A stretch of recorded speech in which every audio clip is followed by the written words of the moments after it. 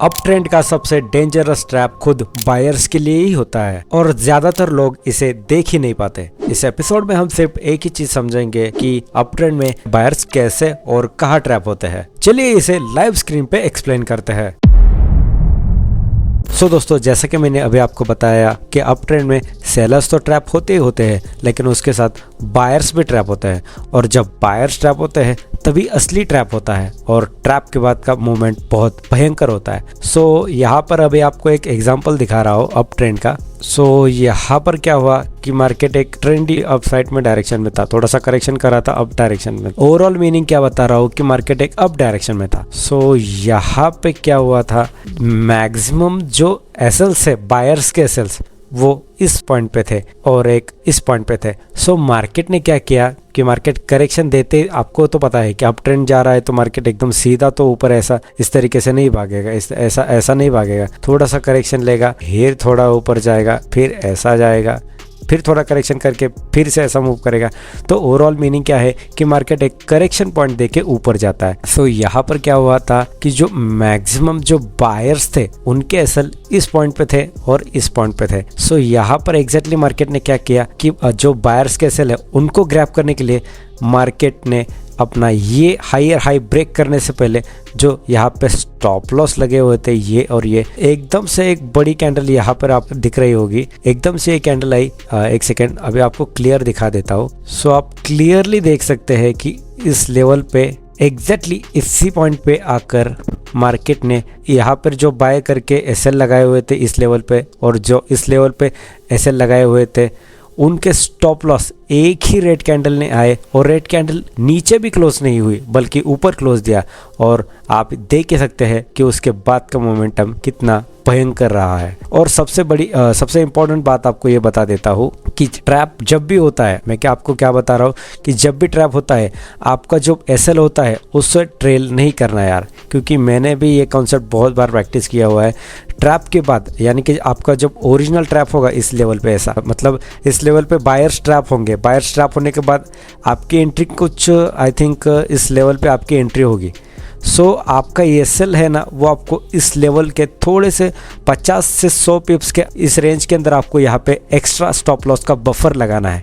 Exact इसी point पे आपको स्टॉप लॉस नहीं लगाना है। एक सेकंड क्लियरली दिखा देता हूँ मैं क्या बोल रहा हूँ कि एग्जैक्ट वीक के नीचे कभी स्टॉप लॉस नहीं लगाना, इसके थोड़ा सा ऐसे इस लेवल से एक 50 से 100 पॉइंट्स तक आप स्टॉप लॉस जो है वो बफर करके लगा सकते हैं।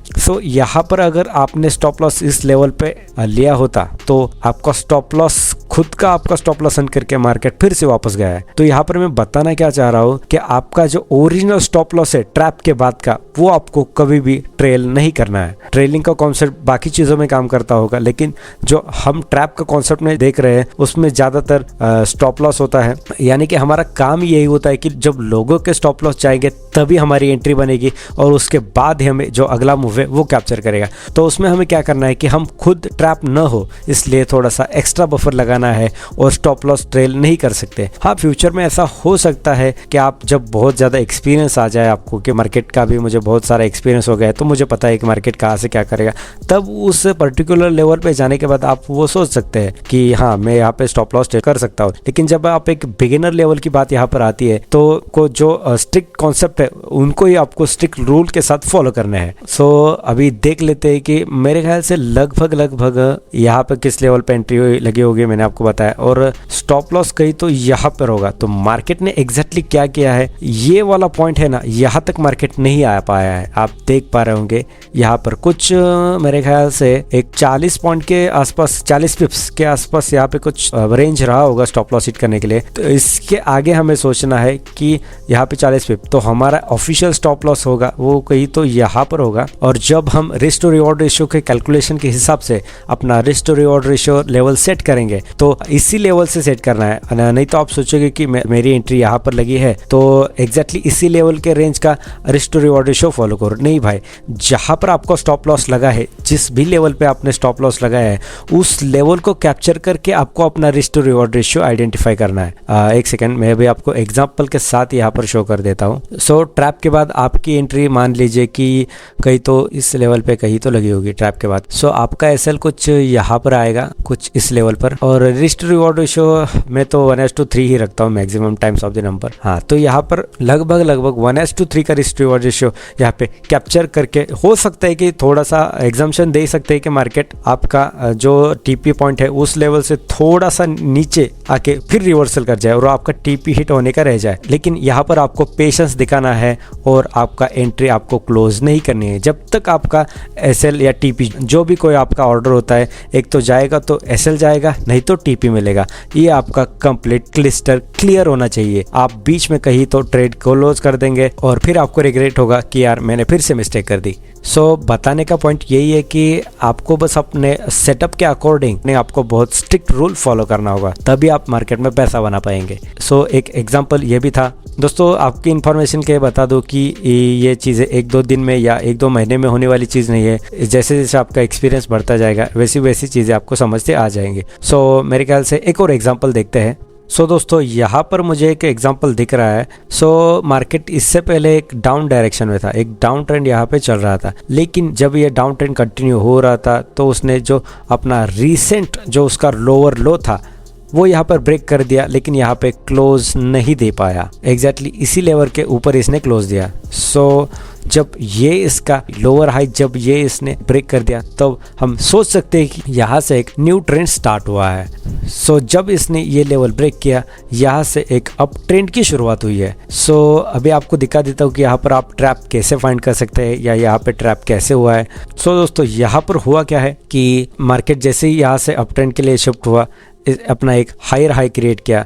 मार्केट ने करेक्शन करने के लिए फिर एक क्रिएट किया। हायर लो तभी वैलिड लो होता है जब हायर हाई का ब्रेक कंफर्म होता है। सो यहाँ पर एक बड़ी बात क्या हो गई है कि ये जो इसका हायर हाई है ये मार्केट यहाँ पे टच नहीं कर पाया या इसके ऊपर क्लोज नहीं दे पाया। तो मैक्सिमम जो बायर्स लोग होंगे उनके एसएल कुछ यहाँ पर होंगे और कुछ यहाँ पर होंगे। मैं क्या बात कर रहा हूँ, मैक्सिमम जो बायर्स लोग होंगे जो से बाय करके बैठे हुए हैं उनके स्टॉप लॉस एक तो इस लेवल पे होंगे और एक तो इस लेवल पे होंगे।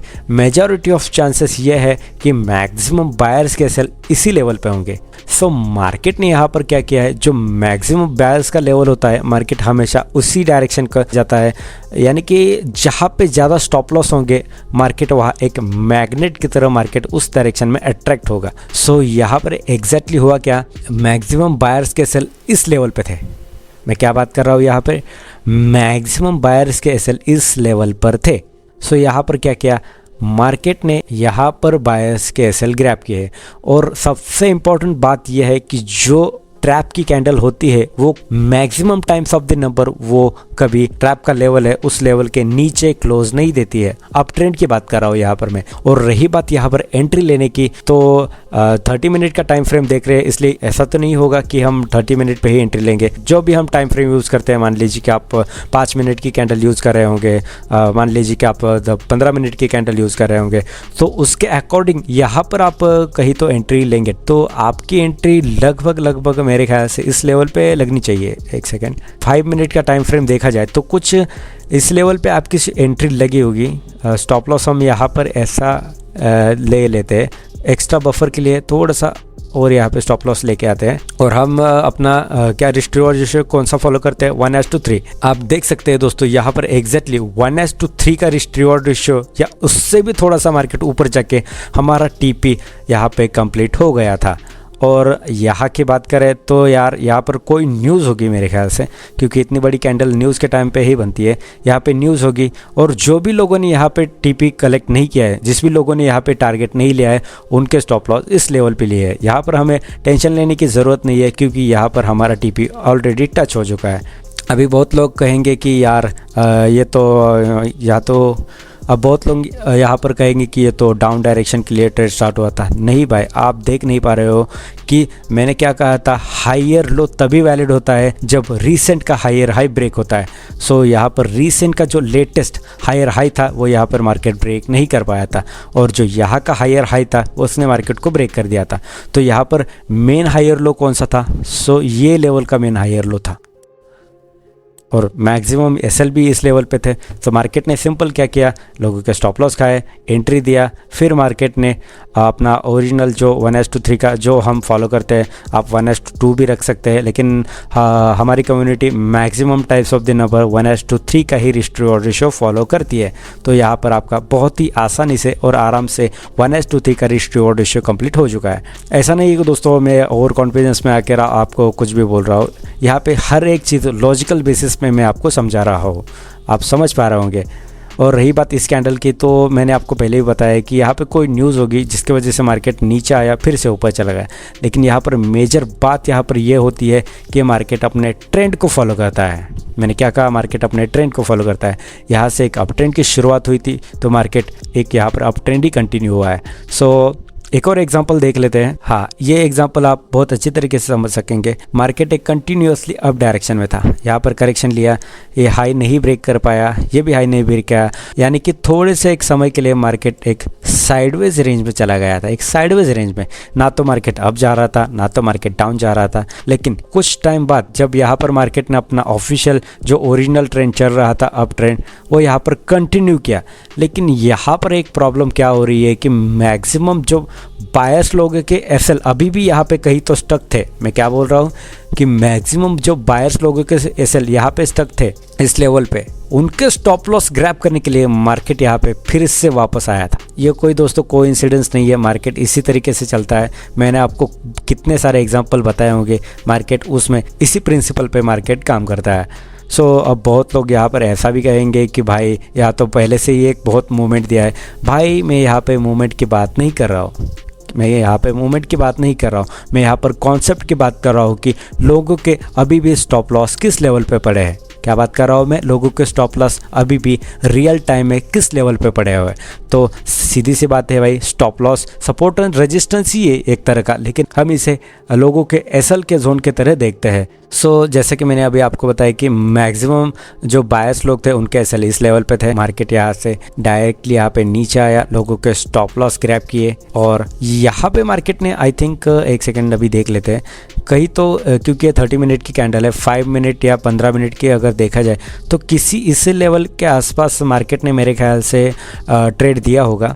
दोस्तों अगर यहाँ पे ट्रेड की बात की जाए तो ये 30 मिनट का टाइम फ्रेम कैंडल चल रहा है, 5 मिनट के टाइम फ्रेम पे कुछ इस लेवल पे एंट्री दी होगी मार्केट ने। इस लेवल के हिसाब से हम 1:3 का रिस्क रिवॉर्ड रेशियो कैलकुलेट करके देखते हैं कि हमें 1:3 मिला है या नहीं। या कभी कभी अगर प्राइस मूवमेंट बहुत ज़्यादा हो, यानी कि अगर आपका स्टॉप लॉस बहुत बड़ा हो जाता है, तब आप 1:2 का रिस्क रिवॉर्ड रेशियो लेके भी मार्केट से बाहर हो सकते हैं। लेकिन ये सिर्फ तभी करना जब मार्केट का मूवमेंट या आपका स्टॉप लॉस बहुत बड़ा हो। एक बार चेक कर लेते हैं।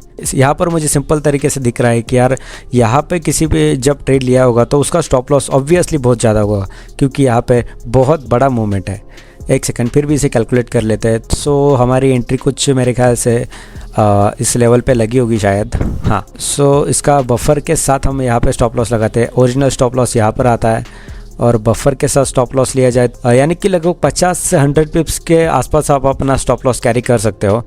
देख लेते हैं यहाँ पे 1:3 का रिस्क रिवॉर्ड रेशियो हमें यहाँ पर कैलकुलेट हुआ है या नहीं दोस्तों, हमारा एग्जैक्टली 1:3 का रिस्क रिवॉर्ड रेशियो कैप्चर नहीं कर पाया। लेकिन मैंने क्या बताया था कि जब आपका स्टॉप लॉस बहुत बड़ा हो तो आप 1:2 का रिस्क रिवॉर्ड रेशियो लेके भी आप मार्केट से बाहर हो जा सकते हैं। आप यहाँ पर देख सकते हैं कि 1:2 का रिस्क रिवॉर्ड रेशियो आपको बहुत यहाँ पे अच्छी तरीके से मिल गया है। यहाँ पर एक और एग्जांपल देखते हैं। हाँ दोस्तों, यहाँ पर एक लेवल दिख रहा है, अप ट्रेंड था, फिर करेक्शन लिया थोड़ा सा, फिर एक अप ट्रेंड का डायरेक्शन कंटिन्यू किया और यहाँ पर दोस्तों क्या हुआ है कि मार्केट ने एक ऑफिशियल ट्रेड यहाँ पर दे दिया था। मार्केट ने अपना हाई ब्रेक करके ये जो हायर लो है ये वैलिड हायर लो है। अब यहाँ पे बात क्या हुई है कि हमारा ट्रेड ऑफिशियली इस जगह पे लगा था। एक सेकंड, मैंने दोस्तों ये खुद ट्रेड किया था, मुझे ये मूवमेंट पता है। इस लेवल पे दोस्तों मैंने खुद ट्रेड किया था।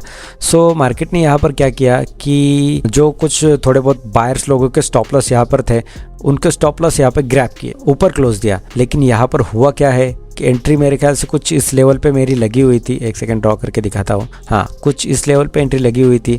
मार्केट ने क्या किया कि मेरी एंट्री ले ली और मार्केट यहाँ पे जो मेरा ओरिजिनल एसएल था, मैं कुछ 50 पॉइंट या 100 पॉइंट ज़्यादा रखता हूँ, मेरा एसएल खा के भी मार्केट कंटिन्यू कर दिया था। सो एक्सप्लेन कर रहा हूँ, इसका मतलब ये नहीं कि सिर्फ आपको प्रॉफिटेबल ट्रेड ही दिखाओ। अब मेरा जो खुद का लॉस हुआ था वो भी ट्रेड में आपको यहाँ पर शो कर रहा हूँ। एक सेकंड, अभी आपको दिखाता हूँ कि मेरा ट्रेड एग्जैक्टली किस तरीके से यहाँ पे एग्जीक्यूट किया गया था। कुछ इस लेवल पे मेरे ख्याल से मैंने बाय किया था और मेरा बफर स्टॉप लॉस एग्जैक्टली इस लेवल पे था। थोड़ा सा जूम करते हैं, एग्जैक्टली इसी लेवल पे कहीं तो था और मैंने 1:3 का रिस्क रिवॉर्ड रेशियो कुछ इस तरीके से सेट किया था, कुछ इस तरीके से 1:3 का रिस्क रिवॉर्ड रेशियो सेट किया था। तो मार्केट ने यहाँ पर क्या किया कि पहले मेरा स्टॉप लॉस खाया और फिर अपना रियल मूवमेंट कैप्चर किया। सो मैंने लास्ट वीडियो में भी बताया था कि मार्केट आपके साथ ऐसा भी बहुत बार होगा कि आपका जो ट्रैप के बाद का जो ओरिजिनल ट्रेड का एसएल है उसका भी स्टॉप लॉस खाएगा और फिर मार्केट अपनी रियल डायरेक्शन कंटिन्यू करेगा। सो दोस्तों, प्रॉफिटेबल ट्रेड के साथ आपको यहाँ पर एक लॉस का ट्रेड भी आपको यहाँ पर दिखा दे रहा हो। जैसे जैसे आपका एक्सपीरियंस बढ़ता जाएगा आपकी एक्यूरेसी बढ़ती जाएगी, ये बहुत नॉर्मल चीज़ है। सो दोस्तों, इसके साथ एक और एग्जांपल देखते हैं और इस एपिसोड को ख़त्म करते हैं। सो दोस्तों, यहाँ पर एक और एग्जांपल मुझे दिख रहा है, भले ये छोटा मूवमेंट है लेकिन प्रिंसिपल के हिसाब से यहाँ पर हायर लो और हायर हाई मैटर करता है। मैंने आपको बहुत बार कहा है कि मूवमेंट मैटर नहीं करता है, आपका कॉन्सेप्ट और प्रिंसिपल यहाँ पर मैटर करता है। सो यहाँ पर क्या हुआ था कि मार्केट ने यहाँ पे थोड़ा सा कंसोलिडेशन एरिया दिखाया था, फिर अपनी एक अपसाइड की मूव कंटिन्यू की थी, फिर करेक्शन दिया था, फिर एक अपसाइड का मूवमेंट दिया था। सो मार्केट ने यहाँ पर क्या किया कि मार्केट ऑफिशियल तरीके से देखा जाए, अभी आपको समझाता हूँ, मार्केट एक अप ट्रेंड में ही है क्योंकि यहाँ पर अगर इस लोअर लो का हायर लो का यहाँ पर अगर इस हायर लो का लो ब्रेक कर देता तो मार्केट एक डाउन ट्रेंड में शिफ्ट हो जाता, लेकिन यहाँ पर ये ब्रेक नहीं कर पाया। आप यहाँ पर देख सकते हैं, नहीं ब्रेक कर पाया। सो मार्केट अभी भी यहाँ पर एक अप ट्रेंड में था। सो यहाँ पर मार्केट ने क्या किया कि यहाँ पर बायर्स सेलर्स को इनवाइट किए, फिर कुछ बायर्स आए, फिर सेलर्स आए, फिर कुछ बायर्स आए और जो ये अपना हायर हाई था ये मार्केट ने ब्रेक कर दिया और ऊपर भी क्लोज दे दिया। सो अब यहाँ पर सवाल निकल के ये आता है कि मैक्सिमम जो लोगों के स्टॉप लॉस होंगे, जो बायर्स लोगों के स्टॉप लॉस होंगे, वो किस लेवल पे होंगे?